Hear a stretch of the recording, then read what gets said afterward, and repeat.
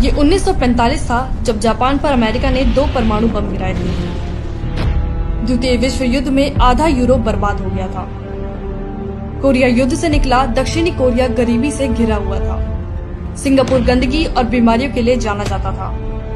चीन में अकाल जैसी स्थिति थी, तो इजराइल तो बना ही 1948 में था।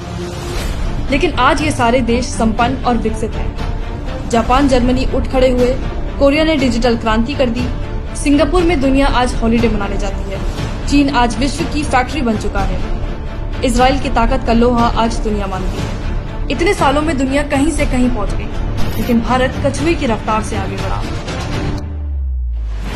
एक परिवार भारत की क्षमता और संभावनाओं को डसता रहा। नेहरूवादी समाजवाद की वजह से 1950 से 1990 तक भारत की जीडीपी की विकास दर सिर्फ 3.5% रही, जिसको हिंदू विकास दर कहकर सेक्युलरों ने मजाक उड़ाया। ये कांग्रेस की दी हुई गरीबी ही थी, जिसकी वजह से देखते ही देखते देश में 100 से ज्यादा जिले नक्सल प्रभावित हो गए। नॉर्थ ईस्ट में अलगाववाद की आग भड़कने लगी और धारा 370 ने जम्मू और कश्मीर के विकास को रोक कर रख दिया। लेकिन जैसे हर रात के बाद सूर्योदय होता है, ऐसे ही भारत का सूर्योदय 2014 में हुआ।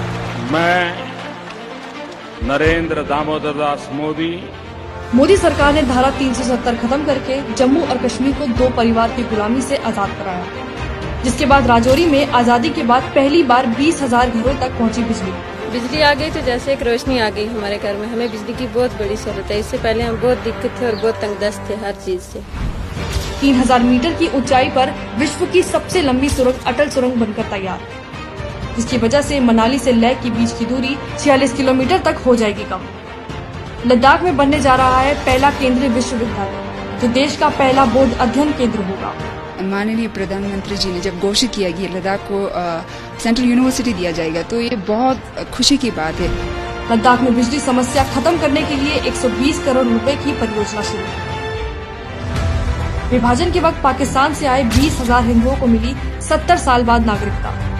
70 साल से सफाई का काम करने को मजबूर 10,000 सफाई कर्मचारियों को भी मिली देश की नागरिकता। पिछले 1 वर्ष में 10,000 लोगों को मिली जम्मू और कश्मीर में सरकारी नौकरी। आज तो हमें खुशी की बात है कि हमारे को नागरिकता मिल रही है। यहाँ आया सुकून से नींद आ रही है। धन्यवाद हो रही है इधर की सरकार की और मोदी साहब की। कश्मीरी पंडितों के लिए भी सरकारी नौकरियों में की गई आरक्षण की व्यवस्था। नक्सल क्षेत्र, मोदी सरकार में कम हुआ लाल आतंक का दायरा। 4 सालों में 44 जिले हुए नक्सल मुक्त, करीब 50% तक कम हुई नक्सली हिंसा। नक्सली प्रभावित क्षेत्रों से आने वाले 1200 युवा भारतीय एयरफोर्स में हुए चयनित। नक्सल प्रभावित क्षेत्रों में मोदी सरकार ने बनाई 5000 किलोमीटर सड़क। नक्सलियों के गढ़ माने जाने वाले बस्तर और अंतागढ़ तक पहली बार पहुंची ट्रेन। छत्तीसगढ़ के धुर नक्सली गांव पामेड़ तक आजादी के 70 साल बाद पहुंची बिजली। और अगर बात करें नॉर्थ ईस्ट की, तो 70 साल तक अनदेखी सहने के बाद आज भारत का नॉर्थ ईस्ट देश की प्रगति से कंधा मिलाकर चल रहा है। नॉर्थ ईस्ट में मोदी सरकार बना रही है 6 नए एयरपोर्ट। मणिपुर में कुतुब मीनार से दुगना ऊंचा पुल बना रही है भारतीय रेलवे। दुनिया में होगा सबसे ऊंचा रेलवे पुल। गुवाहाटी को मिला देश का सबसे लंबा रिवर रोपवे, ब्रह्मपुत्र नदी के 2 किनारों को जोड़ेगा।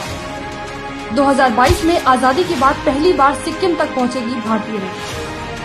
अलगाव, नक्सल और आतंक के गढ़ माने जाने वाले क्षेत्रों में ये मोदी सरकार की विकास की सर्जिकल स्ट्राइक है, क्योंकि जो 70 साल में नहीं हुआ वो अब हो रहा है।